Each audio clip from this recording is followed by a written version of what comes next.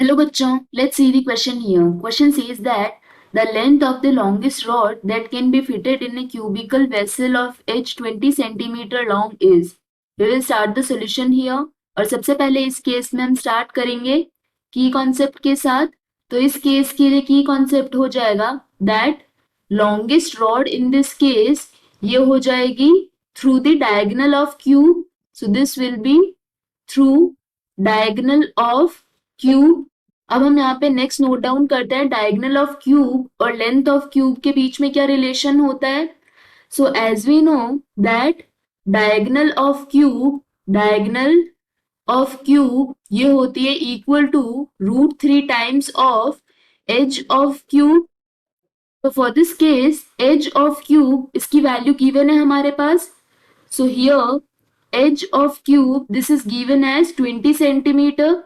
तो यहां से हम बोल सकते हैं कि जो लॉन्गेस्ट रॉड होगी उसकी लेंथ क्या हो जाएगी. सो लॉन्गेस्ट रॉड ये होती है equal to length of diagonal of cube और डायगोनल ऑफ क्यूब होता है √3 times of edge of cube which is 20 centimetre. तो यहाँ पे लेंथ आ जाएगी ये 20 √3 centimetre. So for this case, B is correct option that says 20 √3 centimeter. This is the final answer. I hope you understood the explanation. All the best.